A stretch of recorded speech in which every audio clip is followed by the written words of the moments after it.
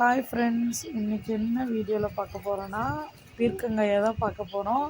பீர்க்கங்காயோட தோல் சட்னி செஞ்சால் ரொம்ப டேஸ்ட்டாக இருக்கும். அது வந்து மார்னிங் பண்ணிக்கலாம் அப்படின்னு சொல்லிட்டு நைட்டுக்கு பொரியல் பண்ணிக்கலாம் அப்படின்னு பாப்பா கேட்டங்காட்டி பொரியல் மாதிரி தேங்காய் போடாமல் செஞ்சுக்கலாம் அப்படின்னு சொல்லிட்டு இப்போ செய்ய போகிறேன்.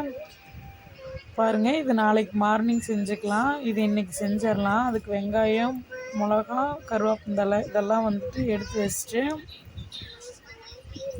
அடுப்பில் வந்துட்டு வானல் வச்சுட்டு எண்ணெய் ஊற்றி கடுகு போட்டு கடலப்பருப்பு போடுறதுக்கு முன்னாடி கடுகு வந்து பொரிஞ்சிடணும். அப்புறம் தான் கடலப்பருப்பு போடணும். ரெண்டு ஒட்டுக்காக போட்டால் கடுகு வந்து சீக்கிரம் பொரியாது. பொரிஞ்சிருச்சா? இந்த ஸ்டேஜில் தான் வந்து நம்ம கடலப்பருப்பு போடணும். கடலப்பருப்பு போட்டாச்சு. வெங்காயம் மிளகாயெல்லாம் போட்டு வறுத்துட்டு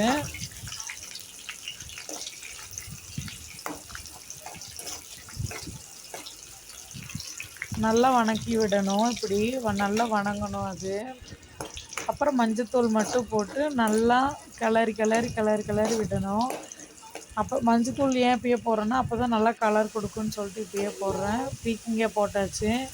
பாருங்கள், போட்டதுக்கப்புறம் எப்படி இருக்குன்ட்டு. இப்படி செஞ்சு பாருங்கள், டேஸ்ட்டாக இருக்கும். கண்ட பொடியெல்லாம் போடுறதுக்கு பொடியே போடாமல் செய்யலாம். நான் வந்து இந்த பொடி வீட்டில் அரைச்ச பொடி, அதனால் இதை சேர்த்துருக்கேன். நீங்களும் இது மாதிரி வீட்டில் கொஞ்சம் அரைச்ச மாதிரி இருந்ததுன்னா அந்த பொடி இருந்தால் போட்டுக்குங்க. தண்ணி வந்து ஊற்றவே தேவையில்லை.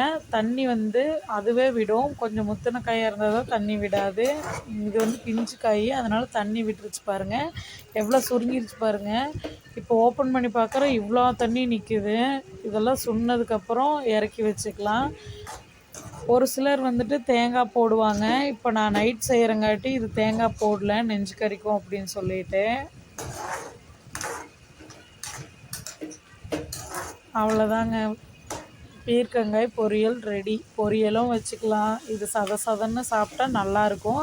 ரொம்ப சுண்டுச்சுனாலும் நல்லா இருக்காது. பாப்பாக்கெல்லாம் ஊட்டுறதுக்கு இதுதான் கரெக்டான ஸ்டேஜு. பாப்பா மென்று சாப்பிட்ணுல்ல, அதனால் இதுதான் கரெக்டான ஸ்டேஜு. சரி, இந்த வீடியோ உங்களுக்கு பிடிச்சிருந்தா லைக் பண்ணுங்கள், ஷேர் பண்ணுங்கள், கமெண்ட் பண்ணுங்கள்.